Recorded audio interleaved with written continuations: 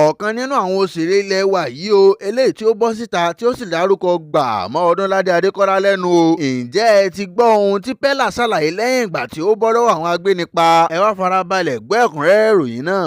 ọmọdékùnrin oní TikToker ni Aishat tí àwọn olólùfẹ́ rẹ̀ mọ̀ sí Peller ti gbé àwòrán rẹ̀ sí orí ayélujára lánàá tí kò sì sọ wípé ohun tí ó ṣẹlẹ̀ ní, ṣùgbọ́n ó dúpẹ́ lọ́wọ́ Ọlọ́run fún ẹ̀mí òun. ṣùgbọ́n níbi àwòrán tí ọmọdékùnrin yìí gbé sí ayélujára, ojú rẹ̀ kò rẹ́rìn rárá, bẹ́ẹ̀ ni àwòrán náà dẹ́rù bani.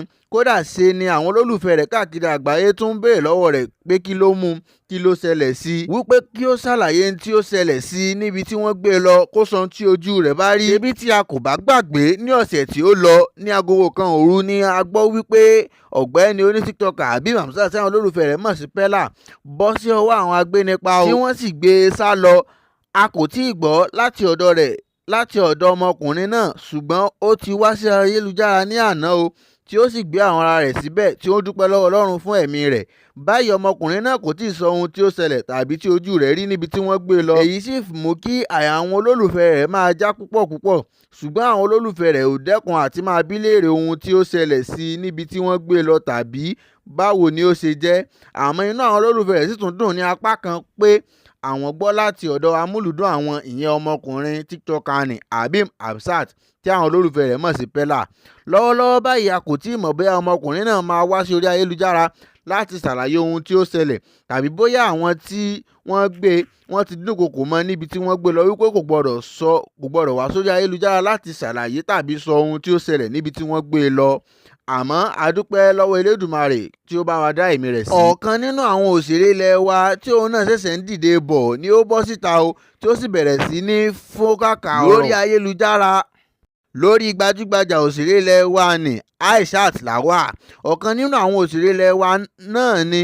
bẹ́ẹ̀ ni a rí Sele tí ó bọ́ síta tí ó sì wí fún Aishat Lawal wípé kó mẹ́nu kúrò lórí ọ̀rọ̀ òun o tí kò bá fẹ́ kan ìdí nínú iyọ̀. ó wí pé kó yéé dójúlé òun, bí bẹ́ẹ̀ kọ́ òun yóò fi àbùkù olóròǹbó kàn án. lótìtọ́ ni àwọn èèyàn mọ òun sí ọmọ jẹ́jẹ́ o, kì í ṣe wípé òun kò gbọ́n tàbí òun kò mọ ohun tí òun ń ṣe.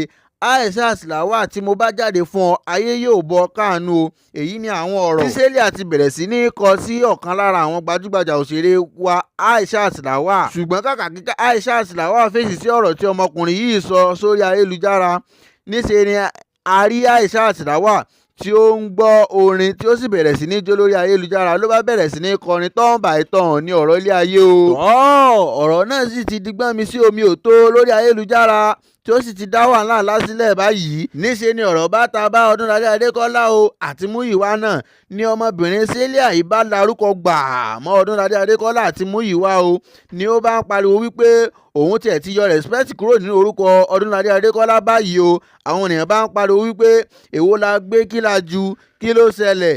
àwọn ènìyàn bá ń pariwo wípé nọ́mbà 1 lẹ́yìn ọmọ kékeré òṣèré ló jẹ́ sí wọn. ẹlẹ́ẹ̀kejì rẹ̀ ó ṣẹ̀ṣẹ̀ ń dìde bọ̀ lẹ́yìn wọn ni, kí wá ló wá fà á. òfin lè ń la orúkọ ọmọ Odunlade Adekola lórí ni àwọn kan bá sì kọ sí abẹ́ fúnrán náà wípé ẹ ti gbàgbé wípé kò sí ibi tí Odunlade kò lè yan nǹkan rẹ̀ sí ni.